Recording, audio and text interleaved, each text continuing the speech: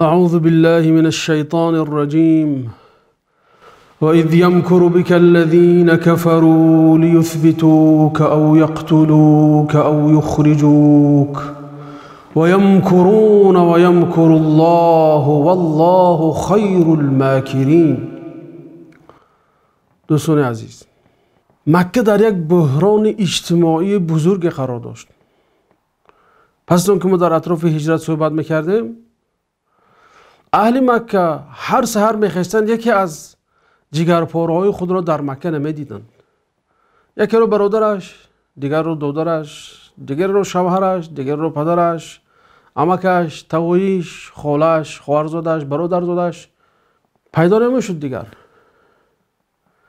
و این به وضع اجتماعی مکه خیلی تأثیر منفی میرسوند و آنها این را خوب درک میکردند. مثلا عائله های با نفوذ و اریستوکرات ها، یکی از اریستوکرات های مکه ابو جهل لعین بود. برادرش به مدینه هجرت کرده بود.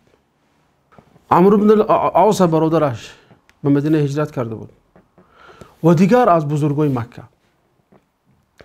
این اونها رو خیلی ناراحت کرده بود و شاید بعضی انسان‌های ساده فکر کنند که خیلی دیگه باید قریشی‌ها راحت باشند، مسلمان‌ها دردی سری آنها، اون انسان‌هایی که به تندگرایی متهم میشدن دیگر ترک وطن کردن به مدینه رفتن، دیگر چی اشکالی هست؟ باید مکه‌ها خرسند شوند از اینکه اونها به مدینه هجرت کردن. اما طرز تفکر و اندیشرانی مشرکای مکه اینطور نبود. اونها زیرک بودند، اونها دانا بودند، اونها میدونستند که چی عاقبت‌های بد و وخیم خواهد داشت این هجرتی که مسلمان‌ها کردند. مسلمان‌ها وقتی که هجرت کردند، این معنا اینا داشت که یک تعطیل تابستانه باشند و به مدینه برای تعطیل رفته باشند و باز گشته می آیند و باز همون زندگی به طور پیشتر می رود. بلکه مشرکای مکه، ابو جهل، ابو سفیان و قطب بن ابی معیط و دیگر مشرکا خوب درک میکردند که پیامبر وقتی مدینه رفتند حتما نیرو میشوند، قوت میشوند، دولت میسازند و برای مکه هم نه برای زندگی کردن بلکه برای حکمرانی کردن به مکه خواهند بازگشت. شاید بعد از 10 سال، شاید بعد از 5 سال، شاید بعد از چند سال دیگر. مشکلی دیگر این بود که اگر نیم جزیره عرب مسلمان بشد، اگر این دعوت در همه منطقه نیم جزیره پهن بشد، برای اقتصاد و برای سیاست مکه یک ضربه بزرگ به حساب میرفت. چرا که اینچنین اقتصادی آنها، چرا که مکه اقتصادش بالای تجارتی بود، تجارت عرق، تجارت زنا، تجارت حرام بود و به اصطلاح تجارت حج بود. حج که اینها می آمدن از هر اکناف و اطناف نیم جزیره می آمدن و از اونجا بت می خریدن، برای خود هدیه ها می خریدن، هدیه های نامشروع بود اونجا. بنابراین وقتی که اگر نیم جزیره مسلمان شود، دیگر بازار بت کساد می شود، بازار عرق کساد می شود، بازار دیسک کلوب ها کساد می شود و اونها مجبور می شدن که پیش راه این چیز رو گیرند و اونها خوب درک میکردن. مشرکای مکه دست کشاده نشستند، بلکه مجلس غیر نوبتی و فوق العاده تشکیل کردند. روز 26 صفر، پنجشنبه 14 بعثت، مجلس را ابو جهل لعین کشاده اعلام کرد. اونجا دیگر عقبه بن ابی معیط و عاص بن وائیل و ولید بن مغیره و همه جنایتکارای وزنین قریش جمع شده بودند که مقصد اونها به هر راه و وسیله مشروع و نامشروع پیش دعوت پیامبر رو گرفتن بود. گفتن بر محمد باید چیکار کرد؟ البته اونا دو گروه بودن که معتدل بودن، کافرای معتدل بودن و گروه دیگر انسانهای راستگرای تندروی متشدد بودن. اونایی که در پارلمان همچون معتدل شناخته میشدن گفتن که خیلی چی لازم از خونریزی، میشد اونا را دستگیر کنیم، میشد زندانی کنیم، میشد اقل حال بدرقه کنیم از مکه. اما تندگراهای راستگرای تندرو میگفتن که نه، محمد باید کشته شود، که در رأس اونها ابو جهل لعین قرار داشت. و آیتی که در سرشوی حلقه خوندیم همین درباره همین مجلس بحث میکند. یعنی این فکری که اون ابو جهل اعلام کرد یک فکر شیطانی بود در حقیقت. بعضی روایت ها هست که گویا که یک مرد، گویا که شیطان به صورت پیرمرد نجدی آمد و فکری کشتن پیامبر و روش کشتن پیامبر را گویا که او القا کرده باشد. این روایت ضعیفند، روایتی که اساس ندارند و اصلا این مشرکای مکه چنان شیطان شده بودن که دیگر احتیاج به شیطان جنی نداشتن. این شیطان انسی دیگر از شیطان جنی هم در مکر و حیله و نقشه سازی خیلی پیش رفته بودن. نقشه عبارت از اون بود که بنی هاشم قبیله نیرومند، قبیله که از خودش میتونه دفاع کند، اونا نمیتونن که یکی از شخص راد محمد علیه السلام رو کشد و بنی هاشم از او خونبه ها گیرند. بنابراین اونا گفتن که باید از هر قبیله جوانمرد نیرومند رو انتخاب کنیم. این جوانمردا درآیند یک و یک باره با محمد شمشیر زنند، محمد کشند تا اینکه خونبه های محمد برای همه قبیله ها تقسیم شود، چون که بنی هاشم به تنهایی نمیتونه که به همه قبیله ها جنگ اعلام کند. برای خاطر خونبه های محمد مجبور میشود خونبه ها رو قبول کند. بنابراین باید که ما متحد شویم و همین چند قبیله بزرگ دیگری که در مکه از غیر از بنی هاشم متحد شده جوان ها رو انتخاب کردند تا اینکه پیامبر رو در یک شب معین روانده کشند. اکنون میریم به سراغ پیامبر علیه السلام. جبریل علیه السلام اومد و پیامبر رو از این مجلس فوق العاده و قرارهای این مجلس فوق العاده خبردار کرد. پیامبر گفت که تو نباید در خانه خود خواب روی این شب و باید تو هجرت کنی. پیامبر گفتم با کی هجرت کنم؟ گفت با ابوبکر. دقت دید تا تو هجرتی پیامبر و هم صحبت پیامبر رو الله تعالی انتخاب کرده است. گفت با ابوبکر هجرت کن. بجای پیامبر در جوگه پیامبر علی رضی الله عنه جوانی 20 چند ساله باید خواب میرفت و پیامبر یک چند نقشه ها کشیدن، یعنی که باید که همون شب باید میرفتن خانه ابوبکر خواب میرفتن. بعد نقشه هجرت کشیده میشد. پیامبر باید راههای معین رو طی میکردن تا اینکه از چنگال مشرکای مکه نجات یابند. پیامبر همون روز یعنی روز 26 صفر وقتی به پیشین نزدیک یا بعد از پیشین تقریبا که همه مردم از گرمی آفتاب گرفته به خانه می نشستن، چهره خود را پوشاندن و به خانه ابوبکر صدیق اومدن. وقتی درش تق تق کردن دخترشون برآمد از این در دید که پیامبر علیه السلام هستن و به ابوبکر اومد گفت. ابوبکر گفت یگون کاری مهم شده است که پیامبر در این ساعتی آمدن که هیچ به این ساعت در خانه ما نمی اومدن. یعنی این وقت مهمون پذیری نیست، وقت مهمون رفتن هم نیست. یعنی همه قوم عرف و عادت خود رو دارن در پذیرش مهمان، عادتا وقت مهمان اومدن نیست. وقتی در اومدن پیامبر بسیار تدبیرهای امنی سخت رو به پیش خود گرفتن. ببینید زمانی اومدنشون یک زمانی اومدن که یعنی انسان‌هایی که از قفا یا از پیگیری میکنن در اون زمان احتمال زیاد در کوچه نیستن، چون که اون زمان قریب که مکه از انسان خالی میشد از سبب گرمی آفتاب. روشون رو پشت اومدن. وقتی خانه در اومدن گفتن نمیشد ما که دو کسا صحبت کردیم دیگه انسان‌ها بیرون برن. گفتن که اینا دو دخترای منن، اسما و عایشه رضی الله عنها. بعد اون پیامبر گفتن که هجرت. ابوبکر چنون قنات برد گفت الصحبه یا رسول الله، الصحبه یا رسول الله. گفت من همسفرتونم، من همراه شما هستم. می پرید انسان از خرسندی رو. پیامبر گفت بله الصحبه، بله همصحبتم تو هستی، همسفر من تو هستی. ببینید برادر، پیامبر در شدیدترین وضع قرار دارن. وضعشون خیلی وخیم است. در مکه همچون یک جنایتکار اعلام شدن، در کوفتکوی رسمی قرار دارن و ابوبکر صدیق به سبب آنکه با این نمود انسان همراه میشه بود و با این یک جایه سفر میکرد خرسندی دارد قنات برآورده شده است. ببینید جان فدایی انسان ها درک میکرد، میدانست که کجا قدم مونده شده است. غالبا انسان باید در این حالت خودش احتیاط کنه که خیر من زندگی من دختر دارم، فرزند دارم، این دارم و دارم. میخن نکرد ابوبکر، خرسند شد گفت من منتظر بودم. بنابراین وقتی پیامبر گفتن که چیکار کنیم، میگم شطوری تیار است که من دو شطور تیار کردم با امید اون که روز شما میآیید مرا با خود همسفر میکنید.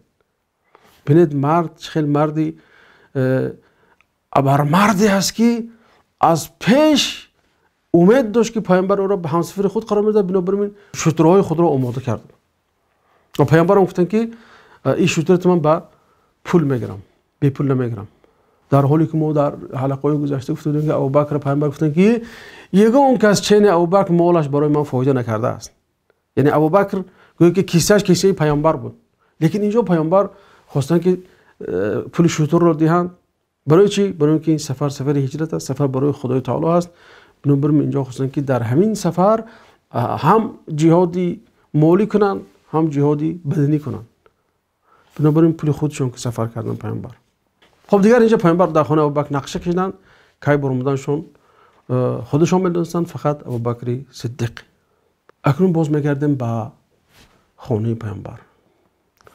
روز 26 شب 27 سفر نزدیک شد و مشرکای مکه طبق نقشه کشیده خود همون گروهی مخصوصی رو برای کشتن پیامبر در این عملیات مخصوص خانه پیامبر راهی کردند.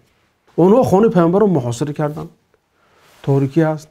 در داخل علی ابن ابی طالب، این جوانفدا و این جوان مرد، علی دوستی خدا، داماد پیامبر علیه السلام، پسر عمک پیامبر علیه السلام، انسانی که یقینا میدونست که کشته خواهد شد، لیکن جان پیامبر را از جان خودش بالا دونست، نترسید، نگفت که چه خیل نمیشه داخل من، چه خیل جوان هستم، خشمو از 50 گذشته، این ترگم نزد.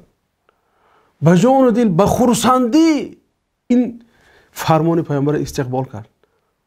پیامبر گفته بودن که تو در اون جاگاه من خواب رو همون بالاپوش سبزی که من عادتا استفاده میبرم، همون بالاپوش رو گیر، خواب رو و پروانه کن، به تو ضرر نخواهد رسید. و علی آرامانه خواب میکرد. پیامبر باز خونهشون آمده بودن، علی را خوابوندن. هنگام شب پیامبر علیه السلام از خونه برآمدن. یک قسم شب رو در خونهشون گذراندن، بعد برآمدن آیت های از بدایت سوره یاسین را خواندند و خاک رو گرفتند و چاشیدند و هر شخصی که در اطراف خانه پیامبر محاصره میکرد دیگر اونها پیامبر چشمشون نمیدید. الله تعالی معجزه رو اینجا کار فرمود و پیامبر بالی سر هر یک اونها یک خاک پاشیده رفتن. برآمدن خانه ابوبکر رفتن، اونجا کمتر ایستادن. بعد از اون همراه ابوبکر ببینید تدبیری امنیتی رو چقدر پیامبر خوب رعایت میکردن. از دری کوچه‌ای که به خانه ابوبکر در آمده میشد از اونجا بیرون نشدن، بلکه از دریچه‌ای که از قفای خانه ابوبکر بود، که بهتون گفت که یک برآمدی فوق العاده یا اینکه یک برآمدی که در حالت اضطراری استفاده میشد، از اون در برآمده رفتن. چون که احتمال بود که در دری کوچه ابوبکر اونجا مثلا چشمه‌های مقامات باشن، اونجا انسان‌ها باشن که ابوبکر تعقیب میکنن تا اینکه ابوبکر هجرت نکنه. باز میگردیم به خانه پیامبر. یک مرد اومد دید که مردم اونجا ایستادن محاصره، همش نیم خواب و نیم بیدار. گفت چیکار میکنه اینجا؟ گفتن ما محمد منتظر هستیم. ما شما وای بر شما محمد برآمد رفت. گفت چه خیلی برآمد؟ بین گفت بالا سر تو خاک مونده رفته از همتون. وقتی بالا سرشون رو دیدن در حقیقت بالا سرشون خاک بود و منتظر شدن. گفتن که میدریم خونش میشکنه، میدریم میکشه محمد که نقدر تحقیق کنیم که این که پی مردک راستش نیست. بعد اون بزرگاشون گفت که نه، گفت ما نمیخوایم که کودکاش ترسونیم، اونجا زناش هستن، کودکاش هستن، نترسند. یعنی برای اینجا بسیار از خود گومانیسم و انسان دوستی نشان داده شدن. پس سحر شد. هنگام سحر علی ابن ابی طالب اصحابش خیز برآمد، دیدن که علی است، دیوانه شدن. علی گرفتن خوب زدن بردن در پیش همون بزرگاشون، گفتن که این خیلی حالت شد. علی گفتن محمد کجاست؟ گفت من نمیدونم. بازم زدن. یک چند ساعت حبس کردن و جواب دادن. یعنی ببینید او به این قدر جاهلی و به این قدر بی‌عقلی هاشون، یعنی که به گناه یک کس دیگه شکنجه نمیکردن. یعنی اینجا علی رو نگرفتن که تو اینجا زندان باشی، تو که محمد اومده خودش نسبت تو رو رها نخواهیم کرد. باجنون که اینقدر مشرک بودن، بی‌عقل بودن، لیکن به این نامردی ها دست نزدن. خب وقتی دیدن که از علی گپ گرفتن نتونستن، از اون که پیدا نشد، اونها فهمیدن که پیامبر علیه السلام هجرت کردن و فوراً قرارهای زیرین را پیش گرفتن. یکمش گفتن که باید اول خانه ابوبکر تفتیش و کفتکاب کرده شود که این کار رو رهبر همون جنایتکار و رازگراهای مکه ابوجهل لعین به عهده گرفت و به خانه ابوبکر رفت. وقتی در رو به شدت تق کرد، اسما بنت ابوبکر برآمد، گفت پدرت کجاست؟ گفت نمیدونم باید آرامی گفت، یعنی که اونها لکه خیلی آموخته شدن که باید که خودشون آرام نگه دارن تا اینکه مشرکا شبهه نکنن. وقتی که نمیدونم یه شپوتی سختی برای اسما بنت ابوبکر زد. اینجا یک نوجوان مردی نسبت این دختر ابوبکر از خود نشان داد. دویم قرار که اونها گرفتن، قرار عاجل این بود که باید که بلاک پست در تمام دربارهای شهر مکه تشکیل کرده شد تا اینکه پیامبر را دستگیر کنند. سوم جایزه بزرگ اعلام کردن، گفتن که 2 نفر در کافتگاه قرار دارد و کسی که درباره اونها معلومات میدهد برای وی 100 شتر جایزه خواهیم داد. قرار دیگری که اونها گرفتن این بود که انسان‌های تعقیبگر خوب، انسان‌هایی که انسان از پی پایش میفهمند یا اینکه مثل سگ بویگر هستند، اونها رو گرفتن تا اینکه تعقیب کنن پیامبر علیه السلام رو. اونها تعقیب کردن و اخیراً به نزدیکی غار ثور رسیدن که اونجا حال ابوبکر و پیامبر قرار داشت. وقتی نزدیکی غار ثور آمدن، احتمال است که کسی خبر داره باشد، احتمال است که خودی همین انسانایی که در اون زمان تجربه خوبی داشتن برای پیگیری کردن، اونها این چیز کشف کرده باشن. بعد وقتی که نزدیکی غار آمدن، تا در روایت اومده است که بعضی ابوبکر میگه پیامبر اونها ما رو میبینند حاضر. خب اینجا میتونید شکل غار ثور رو بینید. غاری است که تقریبا دهانش با یعنی که غار کاوو که هست که وقتی در اومدن با انسان با پایان میفرد کمتر. یازو چشمش میافتاد گفت. تا بعضی اونها ایستاده در اون طرف پیشاب کردن نزدیکی غار، یعنی که نمیدیدن که اونجا آدم است. اینم عنایت الله تعالی بود. و در بعضی روایت اومده است که اونجا تارتنک نیست. تارتنه بود. وقتی که این تارتنک تارش دیدن گفتن که اینجا آدم نیست. و ابوبکر وقتی که این کار دید بسیار اندوهگین شد، غمگین شد که ضرر به پیامبر نرسد. ابوبکر به پیامبر میگفت که پیامبر من مرم یا انسان هستم و تو مری امت میبرد، به تو امت ساخته نمیشود. همین جهت ابوبکر بسیار در جان پیامبر اندوهگین بود و پیامبر هم گفتن که ابوبکر آروم باش، ما ظنک باثنین الله ثالثهما، تو چی گمان داری با اون 2 نفری که سیومین اونها الله تعالی هست؟ این از ما 2 نفر باشیم سیوم ما الله تعالی هست. یعنی این چه شرفی هست، خوشا به حالت ابوبکر که پیامبری که سخن همیشه دلنشین میزند، دل آرام میزند، و تو با این زبان شیرین خودش این بشارت داد، گفت من و تو و سیوم ما الله تعالی هست. حضرت علی هم میگفتن که آیتی که در اینجا در این غار ثور نازل شد با پیامبر علیه السلام تمام مسلمانان را عتاب کرد، مذمت کرد، نکوهید جز ابوبکر.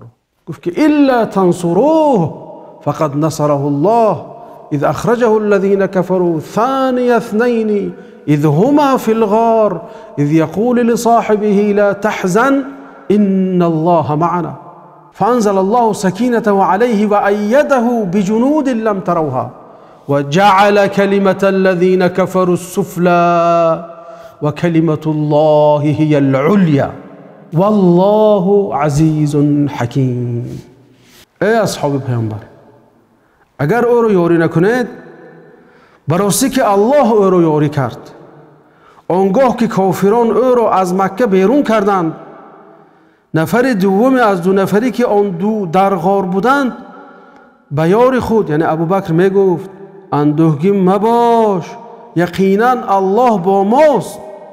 پس الله آرامش خود را بر او فرو فرستاد و به لشکرهایی که شما آن را نمیدیدید او را تأیید و تقویت نمود و کلام و گفتار شرک کسانی را که کافر شدند پایان قرار داد و کلام و آیین الله بالا و پیروز است و الله پیروزمند و خردمند است. باز میگردیم به قسمت دیگری حکایه. پیامبر گفتم از خانه ابوبکر برون بودن و تدبیرهای امنی شدید گرفتن پیامبر علیه السلام تا اینکه این نقششون نقش بر آب نشود. یعنی اول کاری کردن این باید که خبر به هیچ کس گفته نشود، یعنی فقط پیامبر میدونستن و ابوبکر میدونست و غلامشون عامر بن فهیره و عبدالله بن اریقط یک مشرکی که او رو کرا کردن تا اونها راهنمایی کند و پسرشون عبدالله ابن ابوبکر. همه اینها نقش خودشون داشتن در این هجرت پیامبر یکی از جزئی نقشه‌هاش این بود که باید اول به قسمت جنوبی میرفتن تا اینکه و مشرکا رو رهگم زنونن. مشرکا میدونستن که باید پیامبر به مدینه هجرت کنن. یعنی معنی این داشت که همه بلاک پست و همه نیروهای مکه متوجه به سوی شمال مکه خواهد شد. پیامبر برای همین از طرف جنوب هجرت کردن به سوی غار ثور رفتن تا اینکه اونها رو رهگم زنن. و اونجا قرار بود 3 شبانه 3 روز می ایستادن. 3 شبانه 3 روز در اونجا پیامبر قرار داشتن. و اینجا دیگر نقش هر یکی اینها رو خواهیم دید برادر. یکم نقش اسما این برای پیامبر طعام میبرد. وجدون که زن حامله دار بود و این هم یکی از اختیارهای خوب بود که اونها اینقدر به این زن به نظر شبهه نگاه نمیکردن، چون که این زن حامله دار مقصد با این شخصایی که در گفتگو قرار دارن، در گفتگو رسمی قرار دارن، رفت آمد کردنش احتمال ندارد. این چنین زنی حامله دار نمیتونه که اینقدر مسافه های دور رو طی کند، زیرا که غار حرا از مکه تقریبا 8 کیلومتری دور است از مرکز مکه. این نقش اسما بود، دختری ابوبکر. دوم نقش عبدالله ابن ابوبکر است. عبدالله ابن ابوبکر یک وظیفه میتون گفت که استخبارات یا اینکه کنتر رزوت که پیامبر اجرا میکرد. چه خیلی یعنی وظیفه‌ش این بود که عبدالله ابن ابوبکر روزانه باید در مکه میگشت و خبری مکه رو جمع میکرد و شبانه غار میرفت و با پیامبر و ابوبکر گزارش میداد که چه خبرها و چه نقشه های برای دستگیر کردن پیغمبر و ابوبکر دارن. میرفت شبانه تا سحر میایستاد، با همون سحر روز نشده به مکه باز میگشت و روزانه که هیچ چی نشده باشد بین مردم میگشت و درباره پیامبر چه اوضاعی هست با جمع میکرد، با شب میرفت با پیامبر گزارش میداد. اكو پای عبدالله ابن ابوبکر رو عامر ابن فهیره که غلام ابوبکر بود گوسفند چرانه میکرد، به اونجا گوسفندا میبرد میآورد تا اینکه پای هم مقصد به غار رفتنی کسی معلوم نشود. این هم نقش خودش داشت. و عبدالله بن اریقط دو شوتری که ابوبکر با او بود در یک جای منتظر بود، باید که روز 3 بعد نزد غار می آمد و از اونجا پیامبر سوار میشدند و میرفتند. وقتی که موعد فرا رسید بعد از 3 روز عبدالله بن اریقط آمد و اونها 2 نفر به سوار شدند و پیش گرفتن راه هجرت رو. باز میگیم که پیامبر نقشه خیلی محکمی کشیده بودند. برای اونکه نقشه اشون به سامان رسد احتیاطات زیادی رو پیش گرفته بودند. بنابراین برای هجرت کردن که راه اساسی هجرت نه، راه اساسی بین مکه و مدینه نیست، بلکه به یک راه رفتن که اونجا کم انسان ها اون شاید که راه مکه رو کوتاه کرد، اما کم انسان هایی هستن که به این راه میرن، چون که راه مشکل گذر است، راه وزنین است. بنابراین پیامبر راه وزنین رو اختیار کردند تا اینکه به دست مشرکا نافتند. و چه خیلی که در این خریطه دیده شده اینجا با رنگ سبز راه پیامبر علیه السلام اشاره شده است و با رنگ جگری راه اساسی که انسان ها، قافله ها، کاروان ها در بین مکه و مدینه طی میکنند. یعنی به همین معجزه الله تعالی پیامبر خودش را از چنگال مشرکا نجات داد. اما ببینیم دوستان عزیز، همه این باید نمیشد، همه این میشد که نمیشد. به معنای چی؟ یعنی که الله تعالی چه خیلی گفتیم قادر بود که پیامبر را هم تو گیرد، جبرئیل در قناتش نشاند و پریده به مدینه بیاید و آرامانه زندگی خودش را پیش برد. لیکن الله تعالی میخواست که دعوت با راه طبیعی پیش رود، زیرا که الله تعالی به علمی ازلی خود میدونست که این نمود واقعه ها در طول عصرها بالای مسلمان ها خواهد آمد و مسلمان ها برای اینکه گرنگ نشوند، رهگم نزنند، سیری پیامبرشون رو میخونند، راه وسیله هایی که پیامبر برای پیش بردن دعوت استفاده برد از اون درس میآموزند و از اون احتیاط هایی که پیامبر کار گرفت تا اینکه مشرکا و کافران نتوانند پیش راهش گیرند، از اون نیز درس میگیرند و در آینده از این احتیاطاتی که پیامبر کار فرمودند اونها نیز کار میفرمایند تا اینکه سخن الله تعالی پیروز شود و سخن الله تعالی عالی شود. دوستان عزیز، اینجا نقش جوانان بسیار بود. ببینیم همه اینا غیر از ابوبکر همه جوان بودن. یعنی یگانه ابوبکر در سنی که مقصد از پیامبر 2 سال که خورد بود در سنی کهولت قرار داشت، میان سال خیلی به توجه که میگیم ما، دیگر همگی جوان بودن. اسما دختر جوان بود، عبدالله ابن ابوبکر مرد جوان بود، علی ابن ابی طالب 20 چند سال مرد جوان بود، عامر ابن فهیره نیز این چنین. یعنی همه اینهایی که در هجرت نقش کلیدی داشتن جوان بودن. غیر از این در همون بیعت دوم عقبه که پیامبر علیه السلام یعنی اونجا دیگر زمین سازی کردن برای دولت خودشون، اسعد بن زراره گفتیم جوان بود. اکثری جوانای انصاری که از هم 73 نفر با پیامبر بیعت کردن اونها نیز جوان بودن. مصعب بن عمر جوان بود. یعنی نقش جوان ها بسیار نقش کلیدی است در پیشبرد دعوت الله تعالی. بس ببینیم که اونها نیروی جسمی قوی دارن، نیروی فکری قوی دارن، نیروی مستحکم دارن. بنابراین همیشه اسلام بالای اونها اعتماد میکند و برای اونها مکانت و منزلت خاصه قائل است، چنانه که برای انسان های میان سال و پیران سالی خیرتمند و حکیمی مسلمان نیز مکانت و منزلت قائل است. در آخر بسیار یک روایت مؤثر از انس بن ابی طالب رضی الله عنه خادم پیامبر نقل میکنیم که انس بن مالک میگوید که وقتی پیامبر از هجرت وارد مدینه می شدند ما همراه کودکان می دویدیم و اونجا آواز بود که محمد آمد، محمد آمد، محمد آمد. من میگم بین انسان می دویدم، اصلا من که خور بودم دیده نمیتونستم پیامبر. تا اینکه پیامبر و ابوبکر وارد مدینه شدند، تقریبا 500 نفر یا از این زیاد مردم برای استقبالش برآمدند. انسان‌های مدینه گفتن که هی شما دیگر در جای امن آمده، در جای آمده که شما اطاعت میشوید، شما را همه اطاعت خواهد کرده پیامبر. و پیامبر علیه السلام با دوستی عزیزش ابوبکر وارد مدینه شد و مردم میگفتن که کدامش پیامبر باشد، کدامش محمد باشد، یعنی که دو نفر بودن دیگر، ولی پیامبر اهل مدینه ندیدند اکثرشون. کدام اینا ایهم محمد، ایهم هو، ایهم هو، به همین شکل پیامبر استقبال میکردند. انس بن مالک میگه که وقتی پیامبر در آمد، یعنی روز نورانی تر و روشنتر از دخول پیامبر من در مدینه ندیدم و نه روز غمگین تر از وفات پیامبر علیه السلام در مدینه ندیدم. من شاهد هر دو این روز بودم، هم دخول پیامبر که مدینه را نور فرا گرفت و هم وفات پیامبر که مدینه را تاریکی و ظلمت فرا گرفت.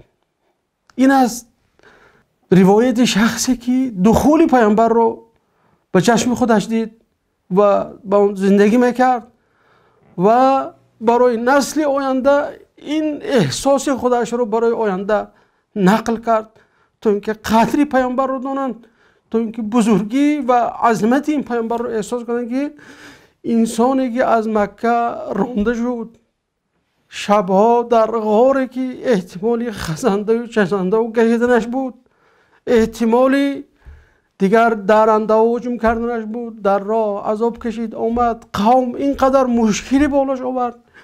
تصور کنید احساس پیامبر چی است وقتی که مدینه آمدن این 500 نفر به یک خرسنده آغوش خود را کشاده اند، میگن که جای خوب آمدی، جای امین آمدی، ما تو را استقبال خواهیم کرد، تو پیامبر ما هستی. یعنی تصور کنید احساس پیامبر رو. شاید ذهن پیامبر چی ها میگذشت اون روزایی که پیامبر شکنجه میکردن، بالی سرشون شکنبی شوتره گذاشتن، پارو به مکه رو میپرتافتن، میزدن، گلشون خفه میکردن، سمیه رو کشتنش به پیش نظرشون آمد، بلال بالی سرش، بالی شکمش سنگ خارا رو موندن به یادشون آمد. یعنی که خباب وقتی که با آتش و با عذاب با آهن تسمون عذاب بدن پیش نظرشون آمد و این استقبالی گوش ناشنیده رو دیده پیامبر، چه احساس فرا گرفته باشد فقط الله تعالی میداند. وقتی پیامبر با شتر خود وارد میشدند، انسان‌ها میخواستن که پیامبر رو تلاش کنن به خانه خود برن. هر کی میخواست این مهمان عزیز، این مهمان گرامی رو به خانه خود برد. تصور کنید در مکه انسان‌ها میترسن پیامبر مهمانداری کنن، اینجا مردم تلاش دارن، 500 نفر میخواد به خانه خودش برن. پیامبر گفتن که ما نگفتن همین شتر کجای رفتم اونجا خواهم رفت.